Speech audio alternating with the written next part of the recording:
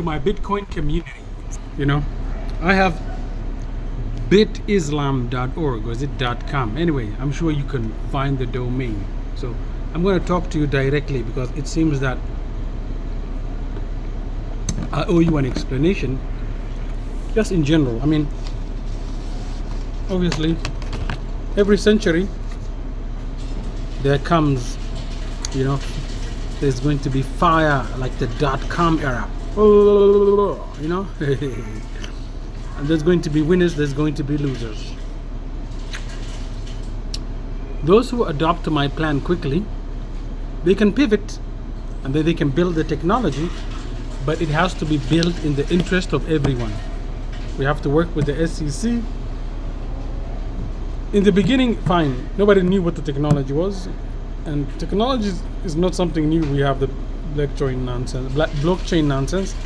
It's already there, but it's whoever took those dots and connected them and synchronized them in a system and then released it, right?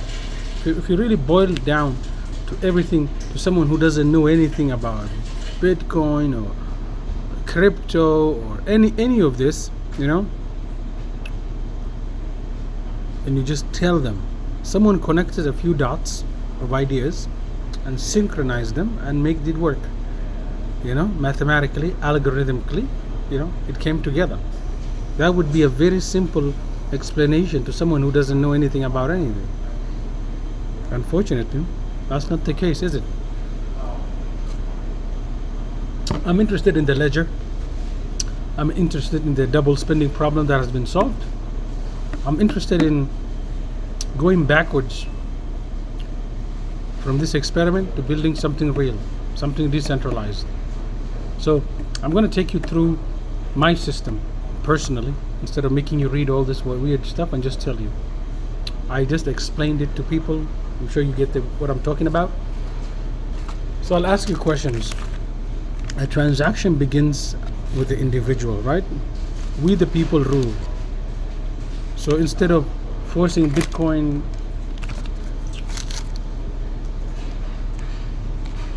ATMs and all of this, I have a different suggestion. Let's just go with coupons. Let's work with this centralized tech community. I ate a burrito.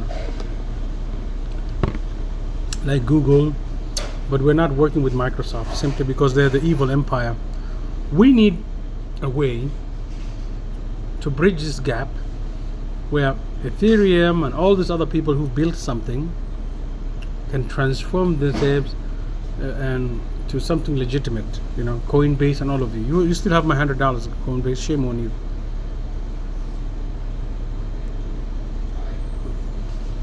So what we're going to do is we're going to be having discussions, and this is my idea of the system that's currently. You fix the system that you're in, and then you build the future. You put experimentation to the side.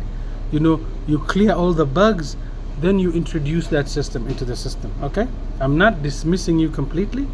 I'm not dismissing your ownership of your Bitcoin and all your other nonsense.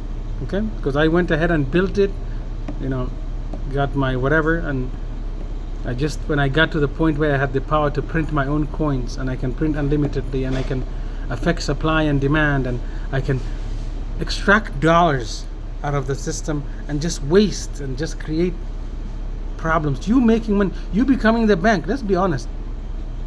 You know, you're trying to be the hot flaming Cheetos king. That's the truth. And you can't do that.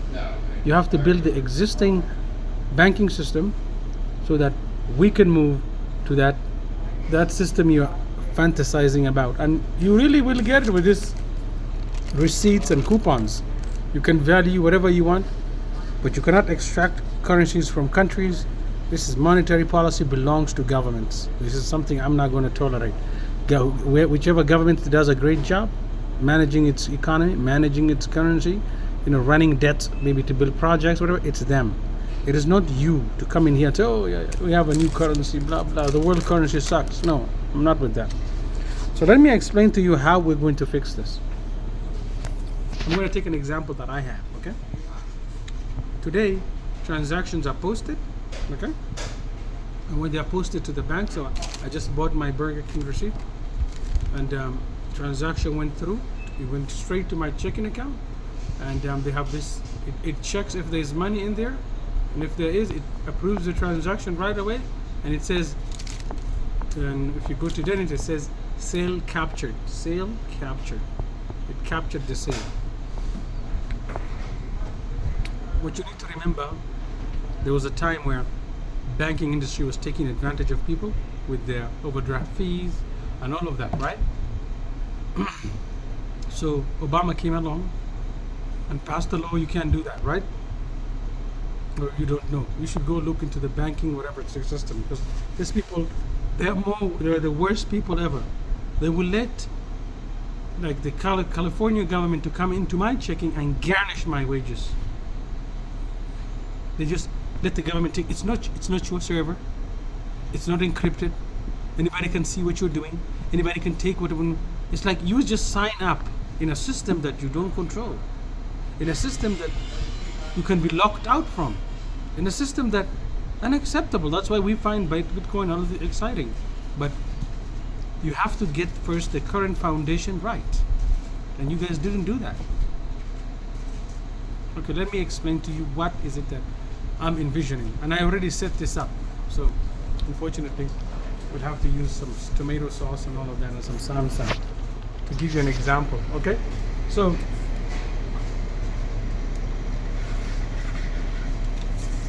you have a transaction. Okay, watch this.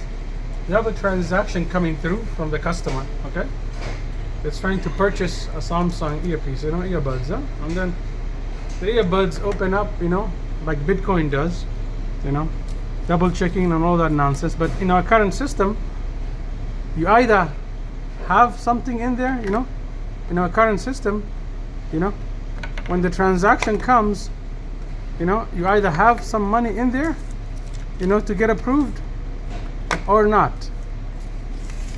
That's the current system. Now, if you open the rough draft fee, the transaction comes through. When you become negative, guess what happens?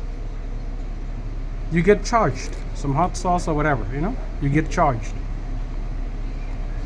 But with the laws Obama passed, they can't charge you. They'll try to trick you, but you tell them, what? I know the law. If transaction comes through and there's no money, send it back. I don't give a shit. I'm not going to pay. I'm always getting transaction coming in. Okay, you getting it? I'm always getting transactions coming in, like this. Like if I do a transaction right now, if I do a transaction, boom. Now because I can do so many transactions, I can confuse the system. I did this with PayPal. Oh, I just do one transaction, another transaction, and then they send it to my bank. They get into a rhythm, and then I do one of those opportunities and say, you know what? I don't want to pay Netflix. I don't want to get into the hassle of canceling all the time. It's not my business. This is my money. You're my bank.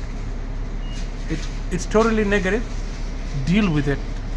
Send that money back. It's my checking account. Is this confusing? I'm just telling you a system that I use that helps me control my money, figure out how the transactions work, how they post, how they process, and how we can build a new system. Does it make sense? It doesn't. If it did, thank God. If it did not, that's your problem, not mine. I look forward to talking to you people. All right? Because you should have thought about how the banking system works currently and how it can improve before you just come up with all this other nonsense that doesn't have to do with supply chain, doesn't have to do with AI. You're not thinking about all of the equation. You're not putting everybody in charge. You're not putting everything together. Anyway, I gotta talk to the Fed and all these other people.